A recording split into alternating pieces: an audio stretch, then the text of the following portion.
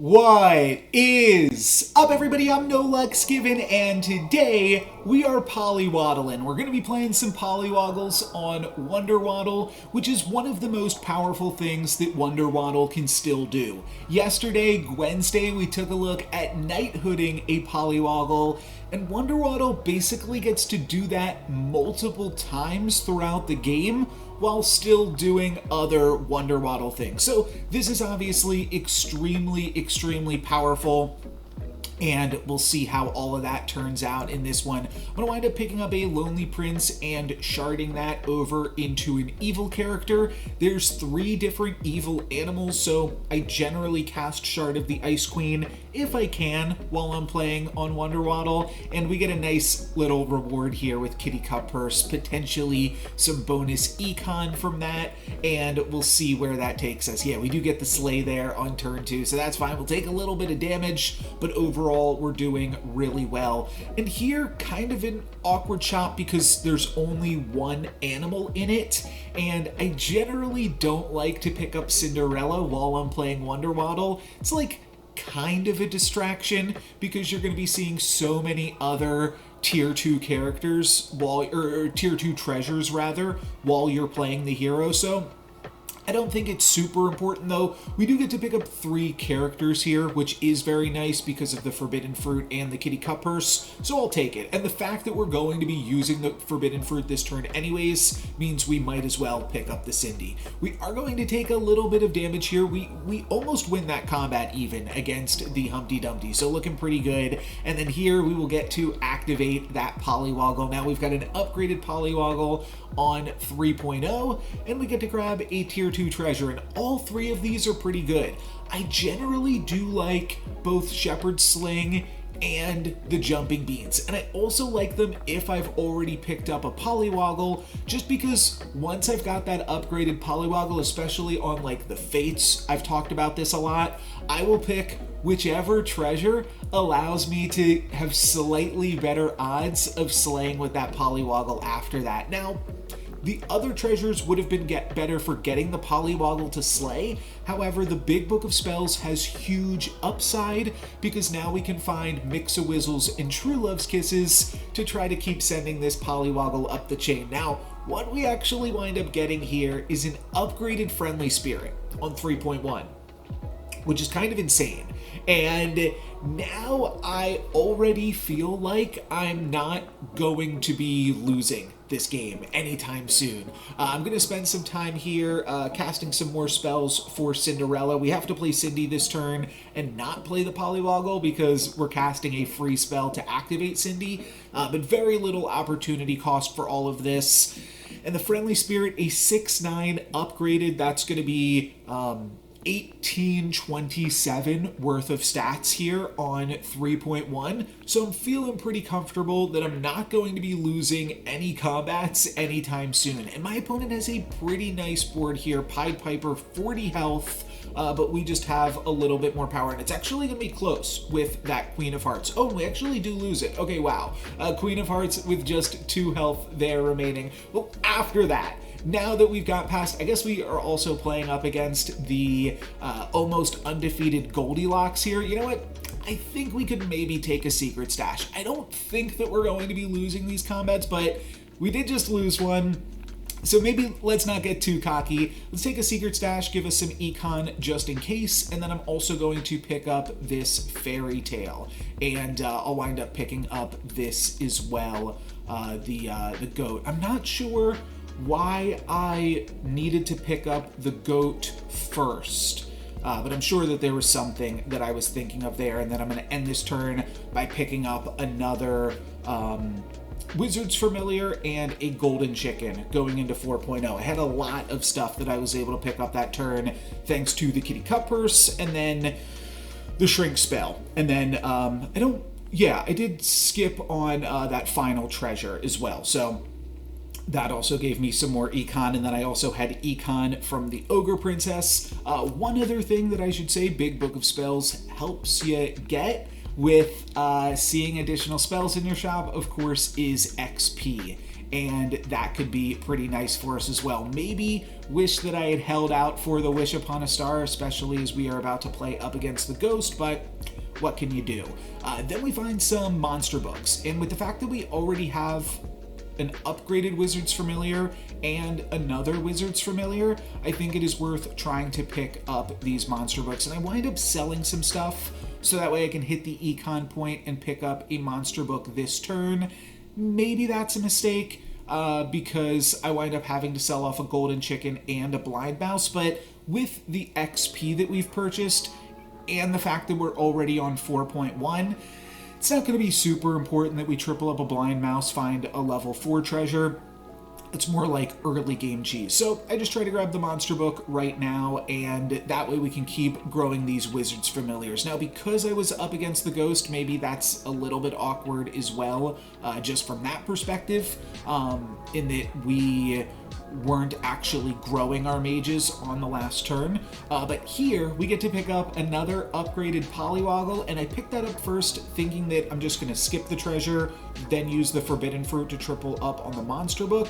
But Magic Runes kind of complicates that. So I'm going to wind up picking up the Magic Runes and then just locking onto the monster book. And we'll grab a tier 5 treasure next turn. That's the plan. I'm just going to lock onto this shop here. You know what? Let's jump ahead here into this combat. They attacked into our first monster book, but we've got some big Wizard's Familiars in the backline, and then Friendly Spirit is also going to help grow our backline. So we'll take out this Horde Dragon, no problem, and despite seeming very, very strong in this game, I'm actually down to 20 health.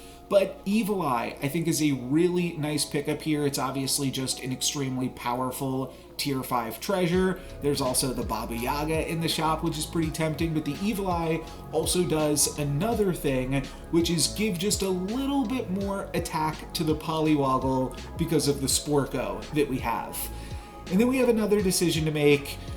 Do I want this Wish Upon a Star? And I'm going to decide that yes, that I do. We're going to be grabbing a tier 6 upgraded character this turn if Polywaddle can slay. And that'll help us win this Wish Upon a Star as well, though. We won't actually need to win it. We'll be 5.1 next turn, then we'll cast the Wish Upon a Star, so we'll be on 6.0 the following turn regardless. But it just means that, like, once you have an upgraded tier 6 character, you're not really as interested in just spending your time picking up level 5 characters at that point. And Wonderwaddle just, wants to keep doing powerful Wonderwaddle things. Unfortunately, we do not get the slay with the Kitty Cuphurst because of my opponent's Ancient Sarcophagus, but we did get the slay with Polywaddle. And we've got Baba Yaga, Evil Eye, plus an upgraded Jormungand. So you can see here why I wouldn't want to spend too much more time on level 5, though there are still some other good, like if we can find the Horn of Olympus, that would obviously be really good. So if we could pick up a Baba Yaga or a Nyan Seatar or a Lancelot this turn, any of those things could have some nice implications for us. I do think about picking up like Horde Dragon or something like that, but not really going to worry about it. And then I see Lightning Dragon, and I think that this is actually something that I want. We already have the Evil Eye, so if we can find River Wish Mermaid, I think this will add a decent amount of stats to the board that it's worth pursuing. So going to wind up selling off my golden chicken just to pick up a Lightning Dragon for now, and we'll see what we can do here. I wind up moving the Kitty Cuphurst to the back line. Main thought process behind that is then maybe the Lightning Dragon can land on it and give it a little bit more likelihood of slaying. I didn't think it was going to have the stats to slay normally, and I think that it actually might have here, but it doesn't matter.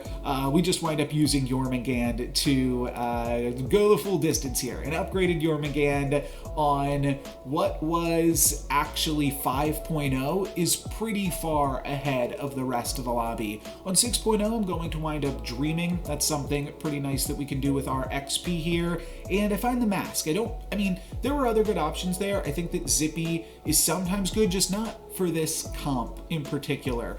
So I'm going to go for the Mask and try to dream into, I guess basically Sadrak was like the main one I was hoping to grab. So that way we had some free slays on the Lightning Dragon.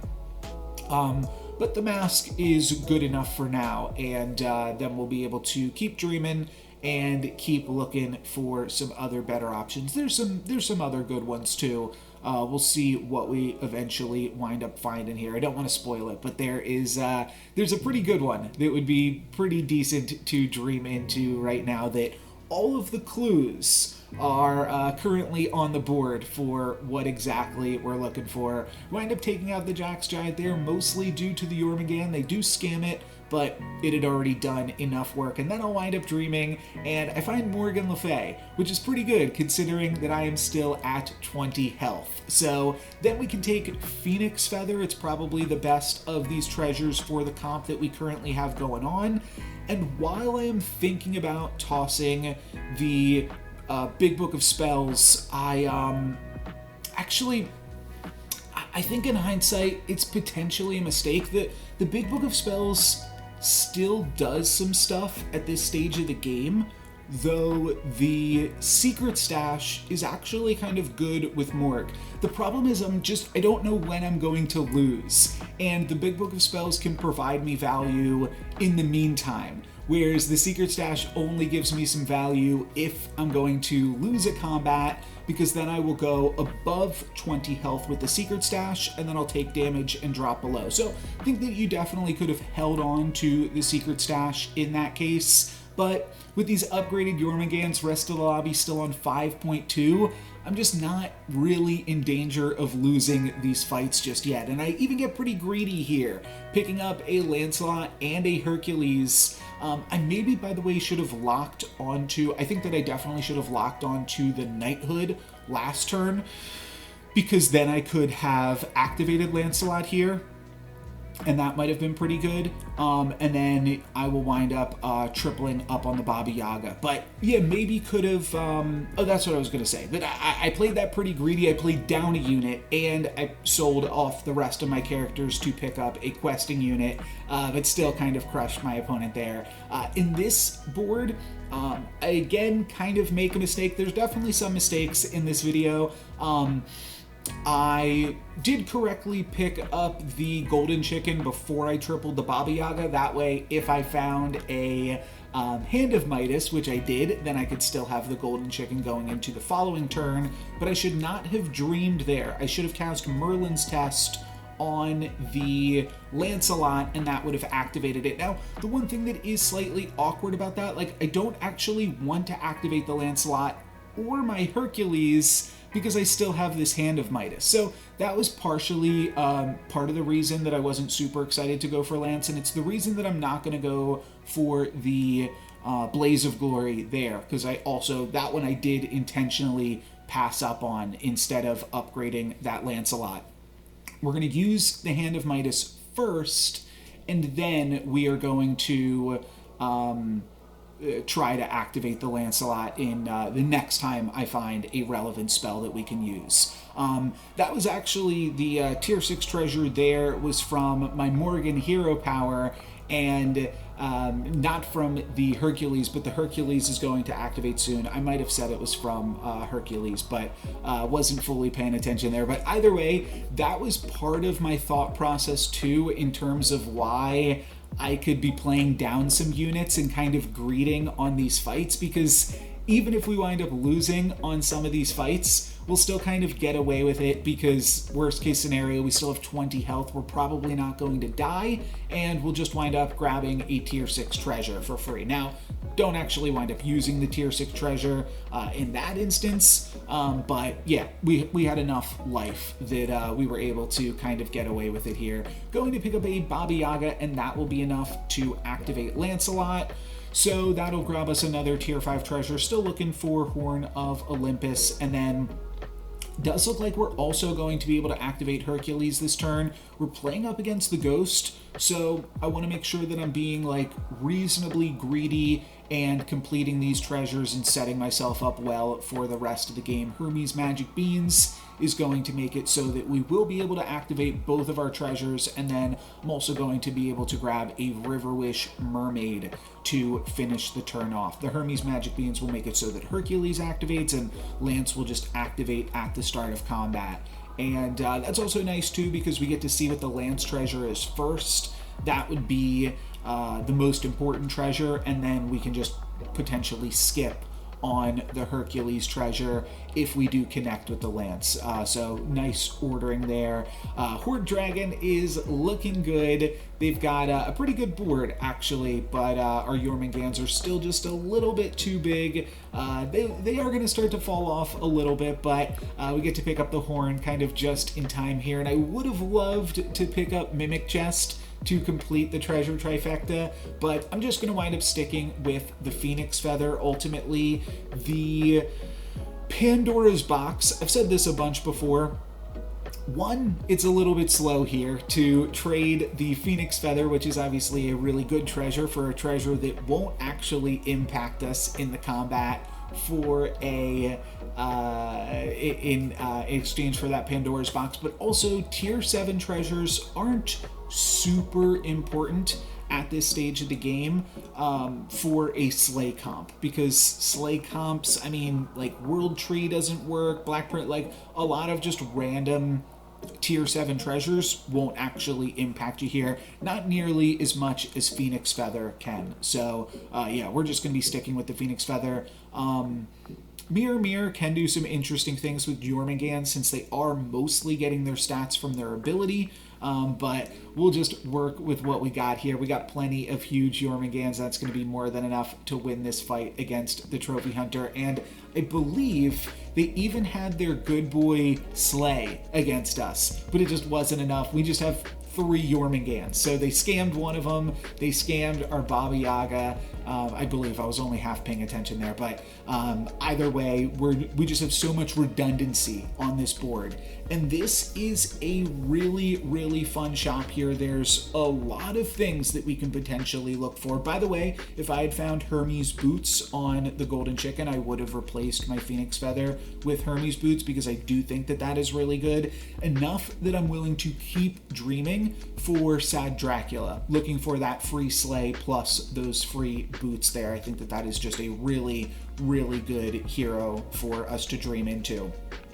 But there's a lot of other fun stuff going on in the shop, and I wind up picking up the Echo Wood and then just cutting the Lancelot. I realized at the last second, maybe I should have tried to work Medusa in here. Maybe I still could sell off the Golden Chicken and throw in the Medusa. And I've left myself in a pretty awkward spot, because I had to hit that 1 in 4 with my Jormungand on my opponent's Ashwood Elm there. Otherwise, I wasn't going to slay, and I was just going to get devoured by my opponent's comp. So I got super lucky on this one. We'll see if the percentages pop up on the tracker afterwards, but we're able to take out the Pied Piper there. I'm not sure that the percentages pop up. But here, I think that I definitely won. Okay, yeah, so 41% to win, 60% to lose. We should have lost that one. We definitely get a little bit lucky in this one. And this Trophy Hunter has actually kind of, well, they think that we're getting a little bit lucky too or something, or they get unlucky. But either way, they are going to wind up forfeiting in just a moment. I wind up grabbing an Empress P, which I play around with for a second. Ultimately, I'm going to decide not to play it, I think, and potentially put in the Medusa, and then Trophy Hunter throws in the towel and says they've had enough. But I did think that this was a pretty cool board, definitely a silly game. Mostly did remember it was, we were Polywaddling, and we found that friendly spirit, and then we found the Jormungand, and we were able to do incredible things with both of those. But I just thought it was cool. A lot of times with Slay comps, you have like a starter or something that is just going to get your slays rolling. And typically that's like a lightning dragon. I think a few days ago we looked at a game where it was Doom Breath that got things started. But in this one, we're just starting with Jormungand. And then once Jormungand gets the slays, all the other ones are going to start to slay as well. We did have one really, really close combat. Definitely not going to sell that one short, and made some questionable plays here and there. But ultimately, we were able to get it done with some Polywaddles. That's going to be it for me today, guys. Thank you very much for watching. I'm No Lux Given. Peace.